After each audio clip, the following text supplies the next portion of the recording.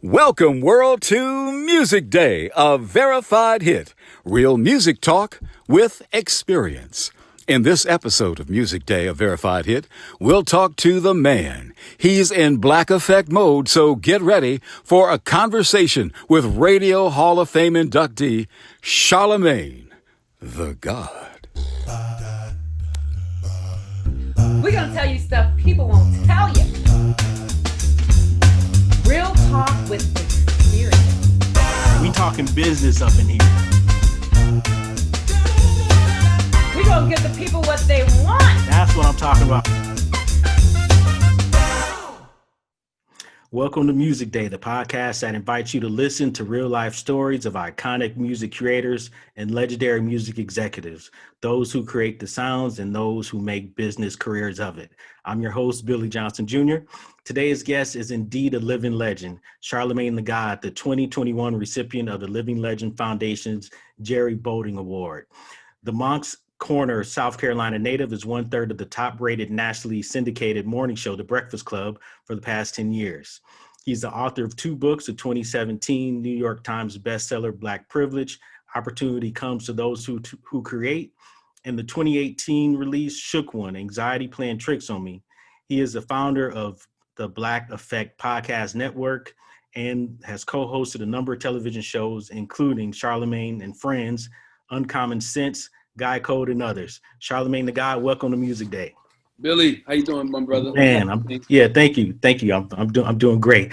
So, man, at this point, the votes are in for this election. So, I want to know who got it. Who did you? Yeah. Who do you feel was pretty good? I'm gonna be honest with you. It's a toss-up. I mean, it would be easy to say, yeah, we'd love for, Senator Kamala Harris to get in the White House as the VP. So that's the ticket I'm rooting for. Right. But I don't know. For 25 days until the election. I think the polls show today that he's up by 14%.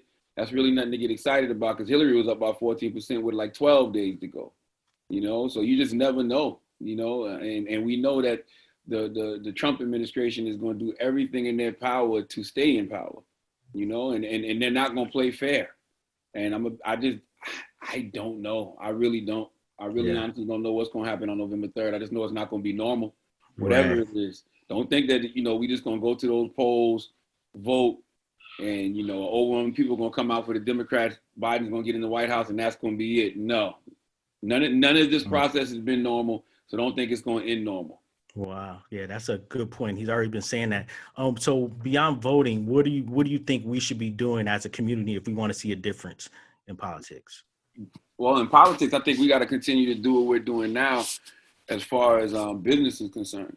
The thing I see about politics is, money is what makes these politicians move. In order to have a real voice, a lot of the time you have to be, donating to these campaigns. And, you have to be involved on that end to have like true say in what type of legislation gets passed or, who you want to see in office. And I think Black people, we're just getting to the point now, a lot of us, where we're politically sophisticated enough to understand that. So I honestly think financial freedom is our true hope, that economic empowerment, getting equity in these companies we choose to do business with, or creating equity by just building our own companies. I just think that economic empowerment is what's going to ultimately get us over that hill when it comes to politics and knowing what we want, right?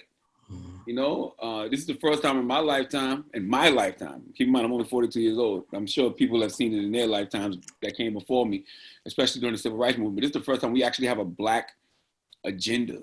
We're pushing for a Black agenda. We're demanding things from these politicians, and they really don't even know how to react to us doing that. The same way they telling athletes to shut up and dribble, they so used to telling Black people just shut up and vote. And it's just like, nah, we're not shutting up and voting. We understand that there's a threat to all of us in the White House, but since y'all need us so bad, let's get something out of it. Can our community finally get something out of it? Can our votes finally be transactional? So crazy as it sounds, I think we're in a good place. Yeah, yeah. I want to commend you and the Breakfast Club for how you use the platform to bring on more politicians and people talk about economics and all these different things. I've seen that evolve over the years. And another thing that you've done recently that I think ties into the point you just made is that in September there's a situation where you saw some kids at a fast food restaurant using Wi-Fi to do their schoolwork, and you stepped in. Can you talk about what happened? Yeah, I mean, my man, Mayor Stephen Benjamin in Columbia, South Carolina, that also shows the importance of local politics, right? Because Mayor Stephen Benjamin is somebody that I have a relationship with, a direct line to in my home state of South Carolina. And every year I do a book bag drive. I've been doing a book bag drive for years in my hometown of Moncks Corner, South Carolina. But, this year it didn't feel right to do that. So I just, reached out to Mayor Stephen Benjamin, just like I reached out to, Mayor Tecklenburg in Charleston. And I just asked Steve, what is something I could do, this year for these kids. I just feel like, they're at home virtual learning. How can I make it easy for them and their parents? And, he introduced me to this organization called Ignite. And, that's what Ignite does. They provide, Wi-Fi for places that need it. And so I made the donation I needed to make to make that happen. And, we got it done for the Colony Apartments in Columbia, South Carolina. Yeah, that's a blessing. Yeah, thank you for that. So you lived a life of extreme. So you grew up in a family that was Jehovah's Witness, converted to Muslim. You grew up in a small town in Monks, South Carolina. Now you're in the big city, and you had some trouble as a youth. Drugs, jail. Now you're this millionaire, radio mogul, New York Times bestseller. You've got there's a lot of polarizing differences. What has helped you navigate these extremes? Man, I don't know why when you asked me that, the first thing I thought about was trauma, right? And what I mean by that is, I always still feel like that little kid growing up in Moncks Corner, South Carolina, and I always still feel like I still feel myself on that dirt road, if that makes any sense. Like I still feel myself sitting on my grandma's porch, after school. I still feel myself, sitting at my homeboy Jarrell's house, when I was, hustling and doing things I didn't have no business doing. So for some reason that keeps me grounded. I've been fired, 4 times from radio. I've had I was the stay-at-home dad when my first daughter was born, and my wife was at work, and then she couldn't hold it down as far as the bills were concerned because she was just one income coming in. So, we ended up having to, move out, and she ended up in front of the judge because we were about to get evicted. So it's just like, I still feel all of that. You know what I mean? So being that I still feel all of that, I still feel that trauma. It just kind of keeps me grounded. It don't ever make me feel, I'm never going to get big-headed. Or I'm never going to be the person that, looks down on somebody who may not be in the same position as me, because I understand what it is to be in that position. I still feel like the intern that walked into the radio station in Charleston, South Carolina, Z93 Jams in 1998. Like I literally still feel like that in a lot of ways. But then when I allow myself to, when I hear you even just, talking about the things I've done, it's like, I'm doing all right. But I still don't take it for granted. So that kind of just keeps me right here. And it's something my father told me a long time ago. My father always said, you're never as good as they say you are, and you're never as bad as they say you are. My father always told me that. So it just always kept me like centered and grounded, so to speak. So I don't know. I guess I'm still frozen in some of that trauma, and I still feel some of that trauma, and I don't want to go back. So I don't really take any of it. I don't ever take any of it for anything other than what it is, which is a living, My mom said, just be happy to be making a living, and that's what I feel. It's a living. Thank you, God. That's it. Yeah. I have a question more about that in a second, because I know you've talked about anxiety and stuff in your books, but just a little more about South Carolina. So I know you graduated from South Carolina State, but no, I didn't. My mom did. Okay. Yeah, Okay. my mom did. I didn't graduate from college. I graduated from night school, 2 years behind schedule. I was supposed to graduate in 96. I graduated in 98. Okay. All right. Well, yeah, but I mean, you've done so well. But I'm sorry, my question though is when breaking into new radio, especially in New York, and you talked about these scenarios of being let go from these jobs and so forth. radio jobs, like what hurdles did you have to overcome in order to find the success in radio that, that got you on the right path? Man, that's such a great question. And I don't even think the answer is the fact that I had to overcome any hurdles, right? I just think that's part of the process. I think we live in this era where everything is so microwavable. Like, people want things to happen instantly, especially these kids. These kids get online and they get, a few thousand followers. Now they think they popping. Now they're like, okay, where the money at? That's not how any of this works. Like in my first book, Black Privilege, I got a chapter called Put the Weed in the Bag. And it's based off the movie Belly. And in the movie Belly, DMX and Nas's characters are sitting at the table with these two young kids, and the two young kids are like, yo, man, we want to go out there and get money with y'all, man. We want to get money, man. I'm tired of all this school. And DMX is like, man, put the weed in the bag. Then go get money. So basically that's saying there's a process. You can't just hit the streets and get money. You got to bag that weed up. It's a process. And that's how life is, right? So all of those firings, those 4 firings from radio, that was just all part of the process. Because literally every time I got fired, I ended up in a better position. And I ended up in a better position with more experience based off the last situation. So literally God was preparing me for New York. Like, look at my trajectory. You start off in Charleston, South Carolina. Then I work in 2 stations in Charleston. I go to Columbia, South Carolina, work at 2 stations. Then I get, an opportunity of a lifetime to go work in New York with Wendy Williams for free. I did that for free. I didn't even take a paycheck.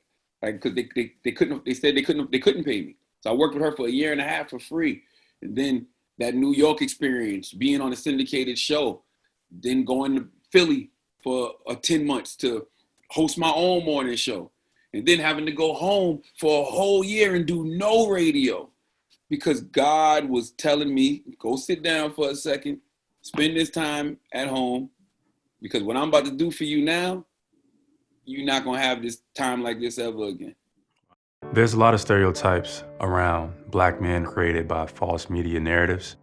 They're shown as thugs, gangsters. It's an unfair judgment. Black men care about Black women. Black men care about their families. Black men care about this world. Dove Men Plus Care and the MBPA are partnering to change the way the world sees and treats Black men. Join us at committocarenow.com. So I know What happened? I believe it's in Black Privilege you're talking about. There's lessons. There's no losses because you learned, from everything. So did you always have this mindset along the way, or did you just have this drive just to continue, to continue to press forward? Now, I always knew that I was destined for some type of greatness. I always felt like, there was something inside of me that was bigger than me.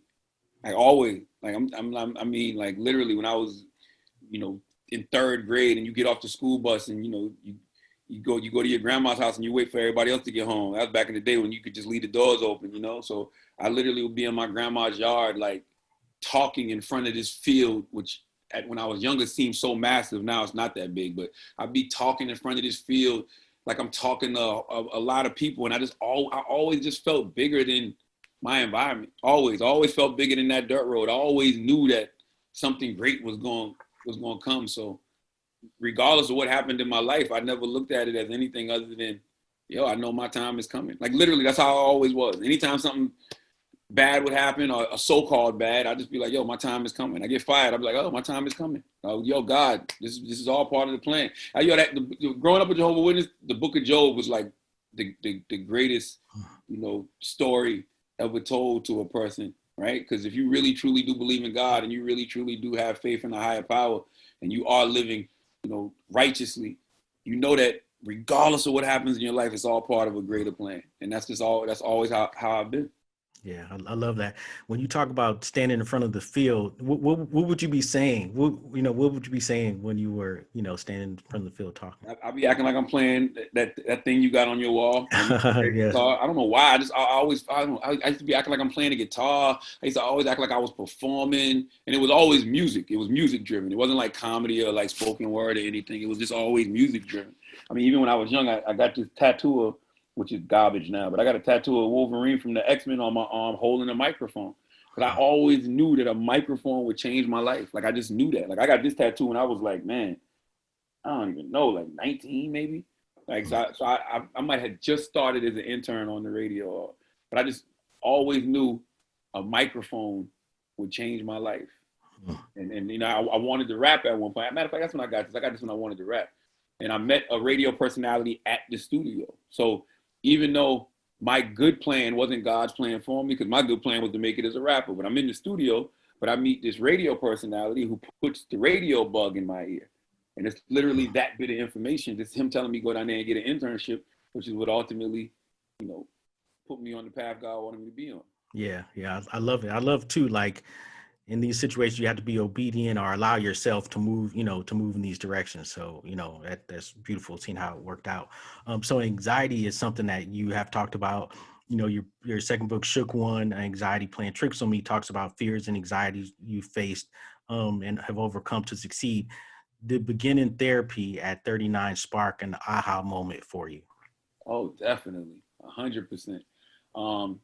Because I always tell people, man, therapy is like when you got a junky closet, junky room, and like you start going in that room or you go in that closet and you just start organizing things, and the things that you want to keep, you fold up nice and neat, or you hang them up, or you just put them up properly. The things you don't want, you throw them away, or you give them away, and then you got room to bring in new stuff because you got a nice organized closet. And that's like what it is for your mind. That's what it is for your brain, and just like I said, I still got a lot of trauma, a lot of things that I'm unpacking, a lot of things that I'm dealing with, things from, your childhood you think you had a handle on, but you realize, man, that's why certain things trigger me now. That's why this triggers me now, that triggers me now.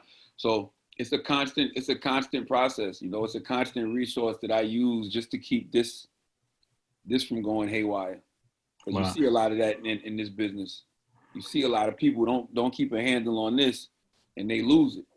And that's a scary feeling for me. And I've just been watching, like, I've watched quite a few people around me lose it, like lose it. And, you're just like, yo, what happened to that person? So that's a scary thing to see somebody's, like, greatest gift, which is their mind, end up being their greatest curse.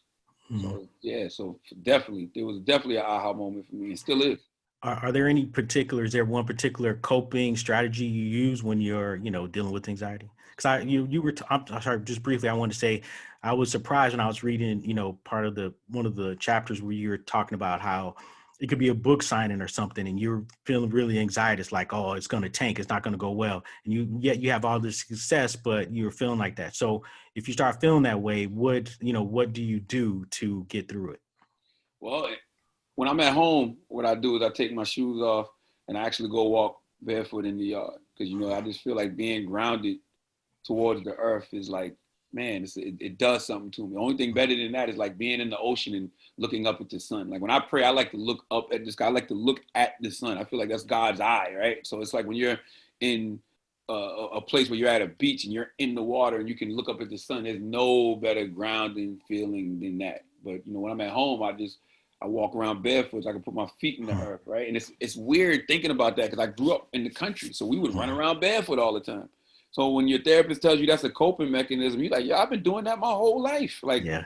So it makes you get reconnected, not just back to the earth, but for me, back to, those moments in my life when life was just simple, when life was just innocent.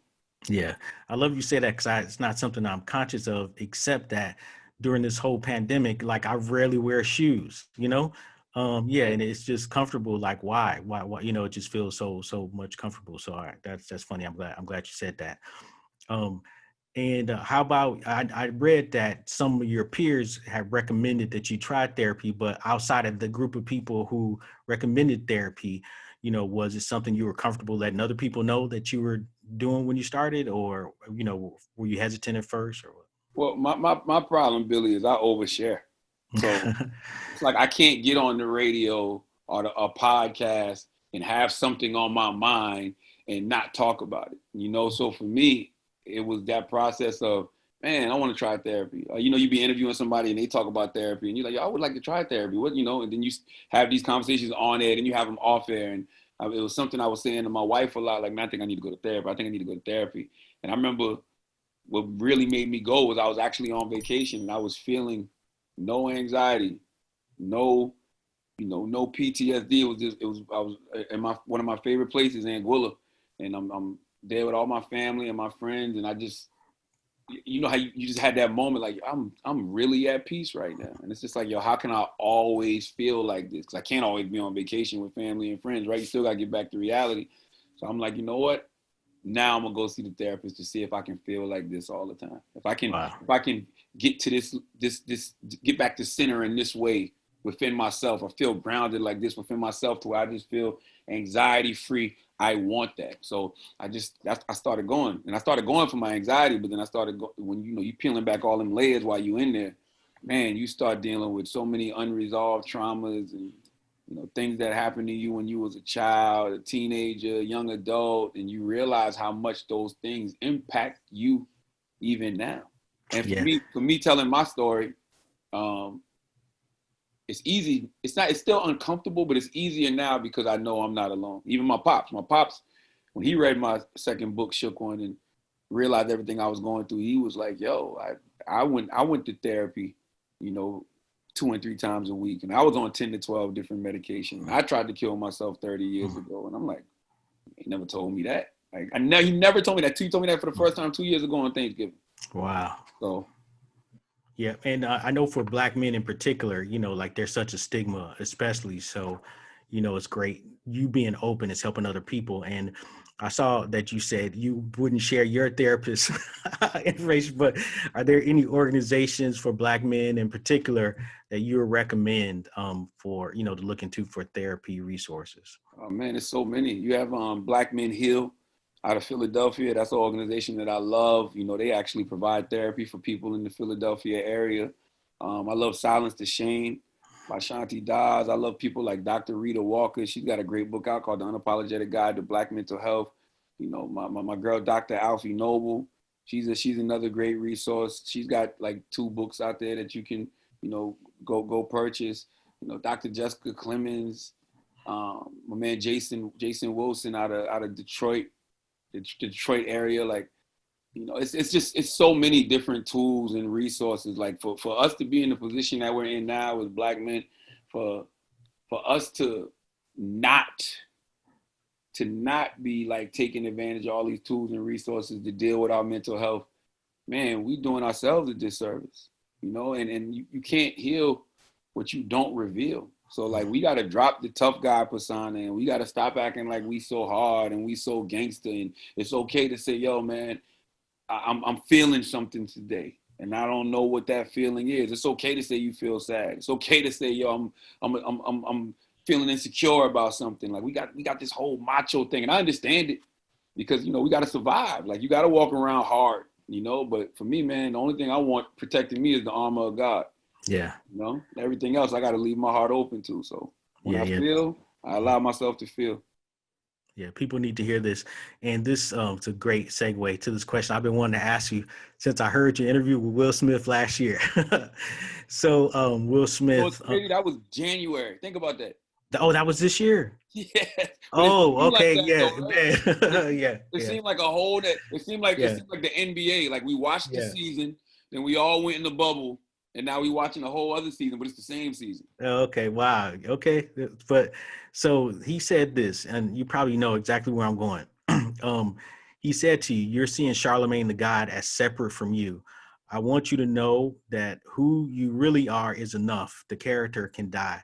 And the way that you responded to that and the brief exchange, it was really interesting. So I wanted to know, is this something you've been dealing with?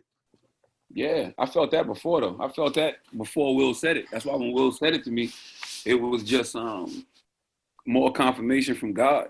Like, you know, like, I'm on the right path. Because I already have felt that. Like, that's why I use my real name. I say Leonard, you know, C. Tha God McKelvey, you know, because that is who I am. You know, the character is, you know, something you create when you're young because you're you're protecting yourself.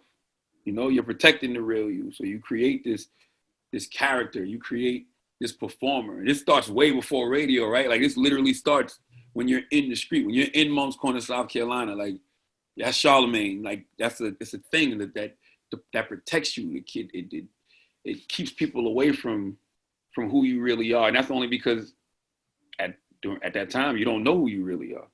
You're trying to figure it out. Like you're just trying to survive. So you create these characters to survive. And when Will said that to me, I was, man, 3 years, 4 years ahead of him on that. That was just confirmation, you know, from somebody that we all respect. That just lets me know I'm on the right path. And it meant a lot because he's watched me. You know what I mean? So he's watched this evolution. He's watched this growth. Another thing he said in there is like, yo, you got another gear. You got another level, and I can't wait to see you access that. And you know, every now and then, God sends messengers in a variety of ways. And to me, that was just a message that was delivered to me that was said in front of everybody. But I get a lot of those. For what God gives me a lot of those all the time from a variety of different people. That was just one that was just played out in front of everybody. But yes, definitely the character. And the character is what it is. It's a character. But you know, I give myself grace and I give other people grace for what they do when they're just trying to survive. So yeah. Okay, thanks. I know we're out of time, so I have one more question, a quick and easy one, but just what's on your playlist? You know, if you got, how many more questions you got? I just will ask. I'm be honest with you. I like radio discussion, so yeah, I can give you 15 more minutes if you need it. Oh, okay, yeah. I'll probably be mad at me for that, but oh, okay, yeah. Yeah, okay, no, I definitely appreciate that. So I wanted to, you know, just in talking a little bit more about the persona stuff, but because the thing is, when I heard him talking to you, and I could see from what I know from you watching you on radio.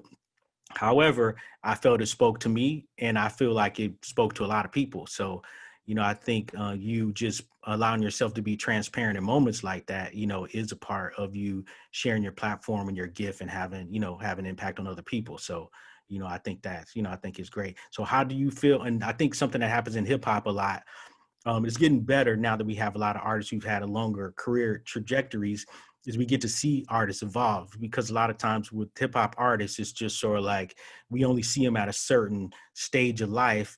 And then as they mature, like even Master P, you know, being able to see him in the game and still be around and to reflect on what it's like, you know, so I think it's important. So do you feel good? And I know you're an open book, and how you've been evolving personally and then sharing it with the world. I feel great about it. You know, I finally feel like I have a sense of purpose. You know, I last December, I remember sitting around at the crib and I finally felt worthy. And I remember Bishop T.D. Jakes and Tyler Perry always would say, you know, you got to get to a place of worthy. And I never felt that. I always had imposter syndrome. And one of the reasons you have imposter syndrome is because you're pretending to be something you're kind of not, right?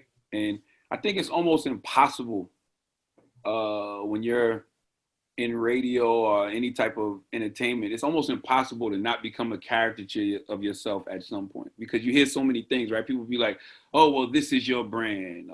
You know, you read things about yourself in magazines, and you see what people think about you, or even social media, you see what people think about you, you see what people like about you.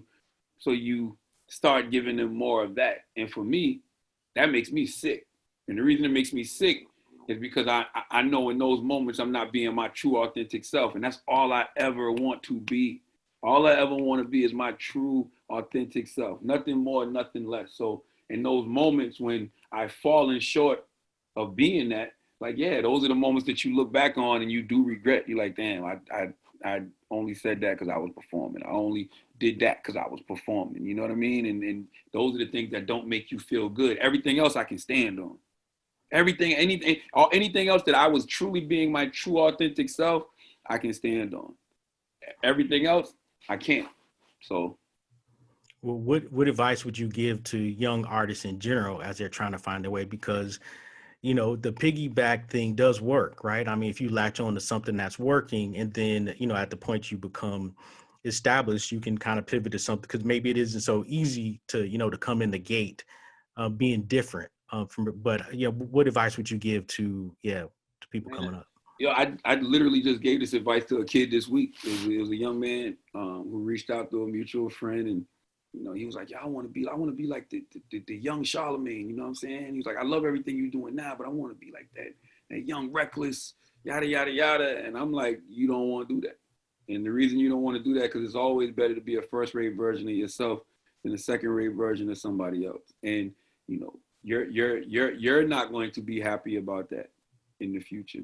Because if you're doing things just for attention, if you're doing things, just to get on, if you're doing things just to get views, just to get likes, just to get retweets, it's not going to last. Like it's everything has to be purpose driven. Like it has to be something that's bigger than you. If you're doing it just because that's what you want to get hot for that moment, it's not going to last. Like through it all, my intention has always been, how can I empower other people? How can I, be a light to other people? If they're not getting it from me, I want to bring on guests that they can get it from. You know what I mean? I want to provide opportunities that they can get it from. I want to do charitable work that they can get it from. Through it all, and that's been my whole existence. So I've always moved with a certain type of intention, and my intention was never just to be famous. My intention was never just to get money. I wanted to fulfill a prophecy that somebody told me a long time ago, like 10 years ago. I had this medium tell me, like, yo, a few people, but two in particular was Minister Farrakhan, when he told me I was more than what I appear to be to other people. And I was here to share wisdom and messages with my people, and he wanted to help on that journey. And I had a medium say to me one time, he said, yo, you're going to accomplish a lot of your goals relatively easy. Just know that when you get to where you're going, you're here to deliver a message. And so I've always had those things in my mind. I've always had those thoughts in my mind. And when I say things like, yo, I always felt like things were bigger than me, that's what I meant. Like I always felt like I'm here to be that for this generation. Yeah. I just didn't know what that was yet, but I think I know now what that is. Yeah, that's so, especially to have like Minister Farrakhan of all people to say something like that to you, or just even know that you're on his radar and that he's familiar enough with what you're doing that he could, offer you that kind of advice. That was 2005. That was 2005. I was doing radio in Columbia, South Carolina. I was doing youth ministry at Muhammad Mosque number 38, and he was there for a press conference because they was doing the Million More movement, the 10-year anniversary of the Million Man March. And I was in there. I didn't know if I was going to ever meet this man again. And he was a brother who my father used to make me sit down and listen to. So I was just asking him questions about life. And he stopped the whole press conference. It was like, he answered two questions. Like, look, I'm going to talk to you after.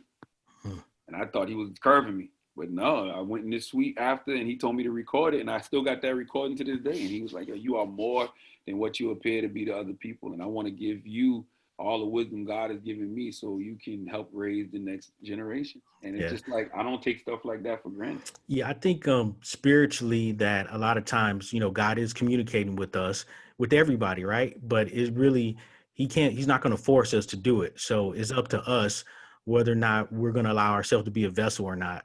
And I think the blessing, not just to us, but is to others, is when we allow ourselves to be a vessel, 100%. So that's all we are. Mm-hmm. At the end of the day, that's all we all are vessels. So, man, this world right now can really cloud your thinking. Like, growing up a Jehovah's Witness, they used to always say, you're either going to be worldly or you're going to be of God, right? And it's so like in this world now where everybody's always, it's so much noise. It's so much noise. And there's so many people trying to tell you who you are and what you're about. And it's just like, man, you got to dismiss all of that and just listen to what God is trying to tell you. And who God wants you to be.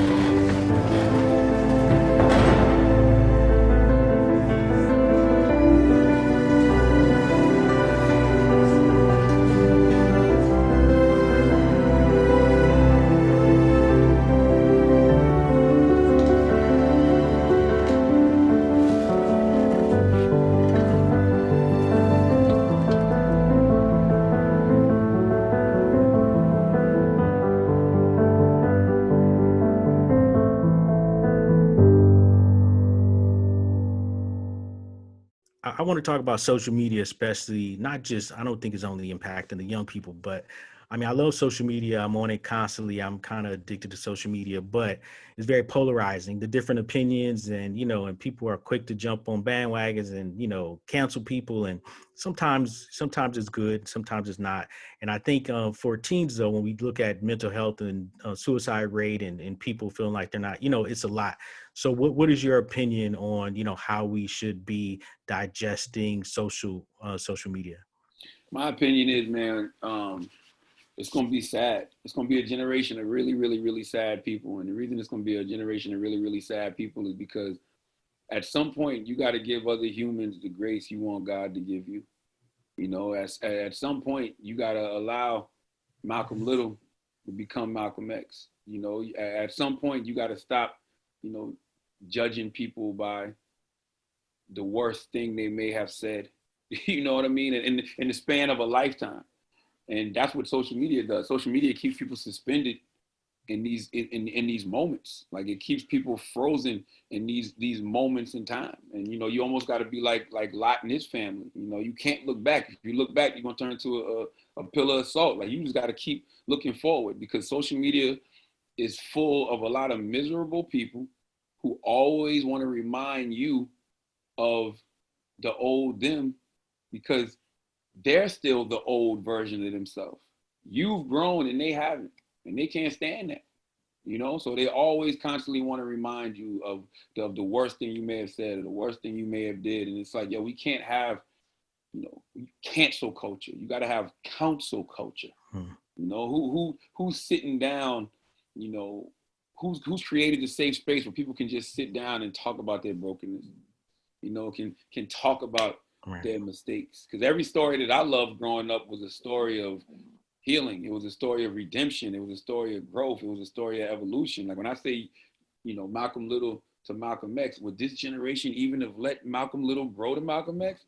When Malcolm Little came out of prison, they'd be like, oh, nah, you that heroin selling, dude out here that was sleeping with these white women. Like, that's what you're going to do? Are you going to allow the man to grow? You're going to allow the man to evolve? So, man, I would just tell these kids, man, give yourself some grace. Please give yourself some grace, because you're going to make a lot of mistakes. The only difference is 95% of the time in this era, your mistakes will be documented via social media. Thank God ours weren't. Yeah, because they're going back and finding old stuff. Oh my God. Oh my God. Can you imagine that though? Imagine if I'm 42, so I've been on social media since 2007, 8 when Twitter was around. So it's only been 12 years. Mm-hmm. Imagine being on that thing from the time you 8 to 20 or 8 to 30 or 8 to whatever. Like, yo, my God, that's gotta be, sometimes I feel sorry because we laughing at these videos, right? Or we laugh at these memes, or we laugh, like I saw the other day, it's the video of the little boy on Zoom via class, and his mom walks in naked. We laughing. Yeah. But she's naked for the whole world to see. And you know what? And he's traumatized for as long as he knows those kids, Yeah. Come on, man. Like, that's wild to think about. So, okay. All right. Thank you. And so I guess I should ask you some music before you get out of here. And one, I thank you for your openness and sharing. I think this has been a great conversation. But we also would love to know what's on your playlist. What are you listening to? What am I listening to? Hold on, let me pull it up, because I was riding this, today's Friday, so we was riding new music. So I know off the top of my head this morning, I was listening to, it's this rapper from LA, man. He's so dope. A young rapper named Reason. And Reason just put out an album, and the name of the album is called New Beginnings. Like, he's phenomenal. He signed to Top Dog Entertainment.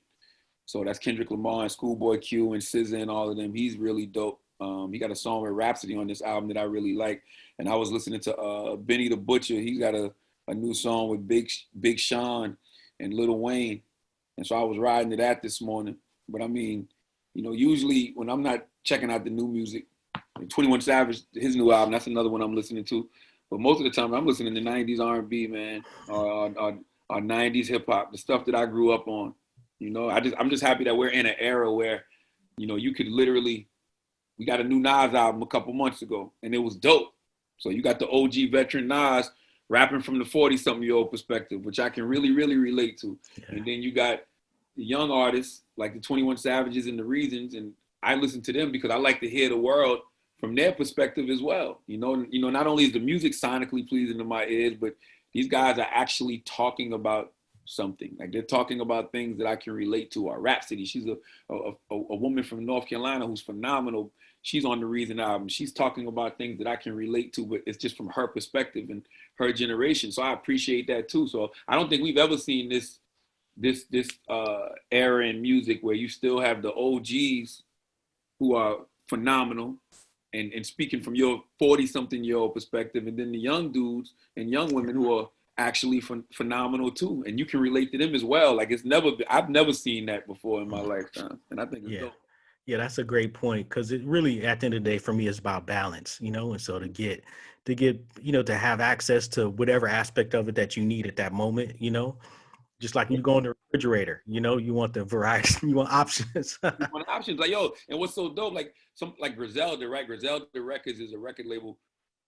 All of those dudes are dope on Griselda. Benny the Butcher, West Side. I mean, Conway the Machine, West Side Gun, and it's like. What they do that's so dope is they do music with the older artists. So Conway got Method Man on his album, and Westside got 2 features from Slick Rick on his new album. You know, so it's like the old, I don't want to say the old, the legendary and the new. They're like merging. They're like all on the same plane. And Slick Rick sounds just as dope as them, and Meth sounds just as dope as them. You know, and Nas doing a whole album with Hit Boy. Hit Boy is a young producer. Nas got albums older than Hit Boy, but Hit Boy grew up on Nas and appreciates that sound and knows how to create that new sounding vintage sound that got everybody on the album sounding fresh, from Nas, the AZ, the Foxy, the Carmega, all of them sound, everybody that's on that album sounds fresh. And I just love that. You know, I love seeing how the veterans and the up and comers are like on the same page. Yeah, that's beautiful. Hey brother, thank you so much for your time. Can you tell people how to keep up with you? Social media, I guess, you know, @C the God. I'm on Instagram more than anything. And just, you know, please continue to listen to the Breakfast Club, listen to the Brilliant Idiots podcast. Please check out the Black Effect Podcast Network. It's available wherever you listen to podcasts, but you can go to the iHeartRadio app and just type in Black Effect, and the shows that we have out now are currently up. Right now we got All the Smoke with Matt Barnes and Steven Jackson. We got Straight Shot No Chaser with Teslin Figaro. We got Hello Somebody with Nina Turner. We have Cut to It with Steve Smith Sr. from the Carolina Panthers. So all of those are available right now for you to listen to. Yeah, that's dope. Yeah, you definitely, guys, make sure you check that out. And Charlamagne Tha God, the Living Legends Foundation 2021 Jerry Bolden Award recipient. We appreciate you, brother. Keep up the good work. Thank you for the award too. I really appreciate the Living Legends Foundation, man. You know, validation from your own people means the world to me. You know, like those are the awards I care about. The awards that come from Black people. You know, I appreciate that. So thank you. Yeah. All right. Okay, man. Have a great day. Thank you. All right. Peace. Music Day, a verified hit, is presented by the Living Legends Foundation, Inc. Real talk with experience. Please follow and share Music Day on Instagram @Living Legends Foundation and @Music Day Podcast, on Twitter @TheLLF Inc. Join us on Facebook, The Living Legends Foundation. Executive producers are Jacqueline Reinhardt, Mark Hill, Ken Johnson, and Pat Shields. Our associate producers are Shannon Henderson, Sheila Eldridge, Tony Winger, Vivian Scott Chu, and Varnell Johnson. Production by Mark Hill Creative. Talent booking, Black.LLC. Theme music by Wendell Wellman for Star Maker Global. Interstitial music by William Reinhardt. And I'm your announcer, Jay Johnson.